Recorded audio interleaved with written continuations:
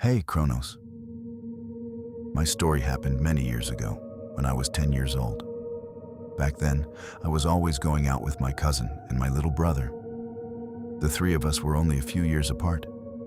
I was 10, my cousin was 13, and my little brother was 7. We would always go to my cousin's farm.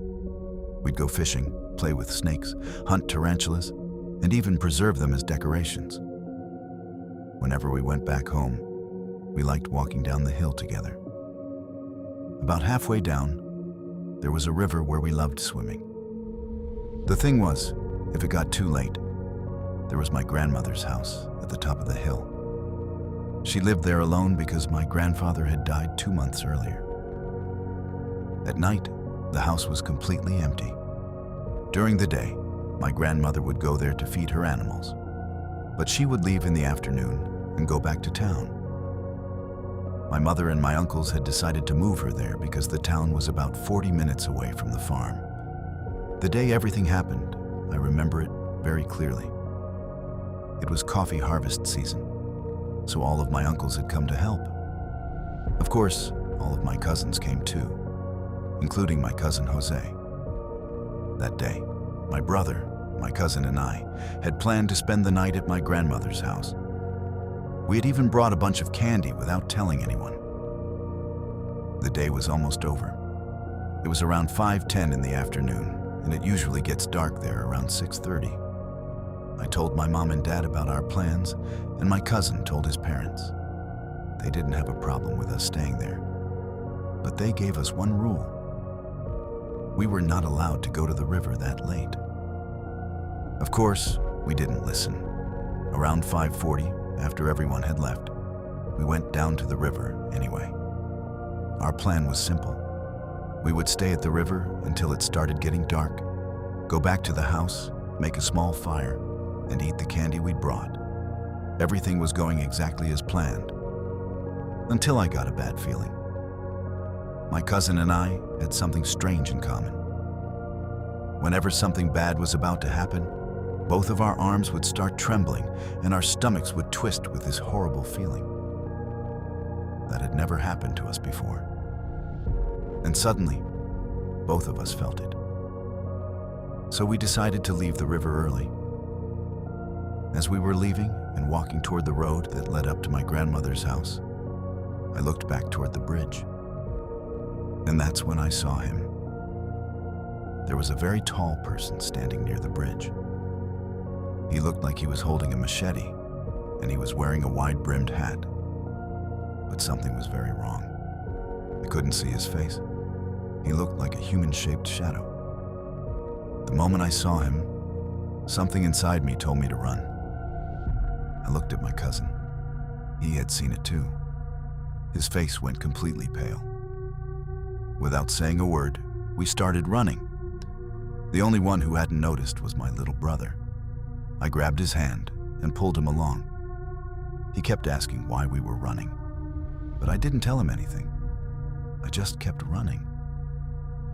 Then I think he turned around and saw it too, because suddenly he told me, "That thing is following us."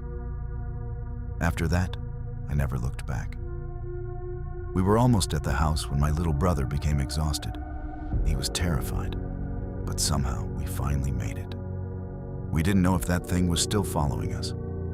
We ran inside, locked everything, and the three of us climbed into the same bed.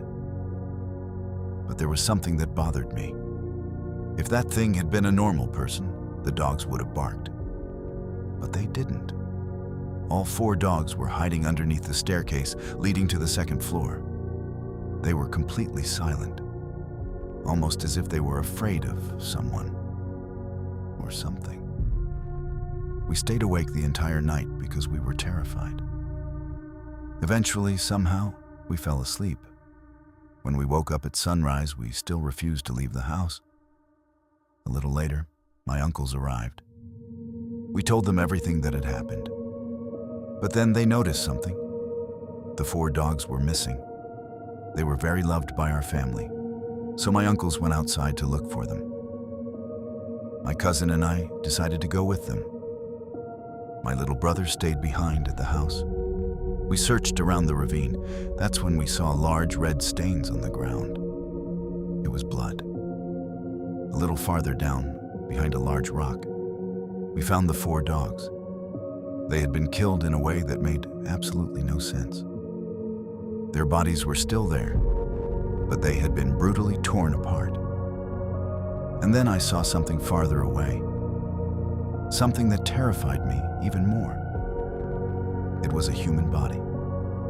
It was a man who lived on the other side of the hill. His body had been horribly mutilated, and I could see that he had suffered a terrible death. I don't remember his face. My cousin and I ran back as fast as we could and told our family what we'd seen. But what scared me the most wasn't their reaction. It was their expressions. They looked almost as if they had expected this. They didn't explain anything. They simply put the 3 of us in the car. My cousin's father drove us to my house and told my parents what had happened. Nobody explained anything to me. The next day, my parents sent me to live with my grandparents in the capital. And they never let me go back there. I was separated from my little brother and my cousin. Now I only see them when they visit my grandparents' house, which happens about twice a year. And to this day, my parents refuse to tell me what really happened that night. My uncles won't tell me. My other relatives won't tell me.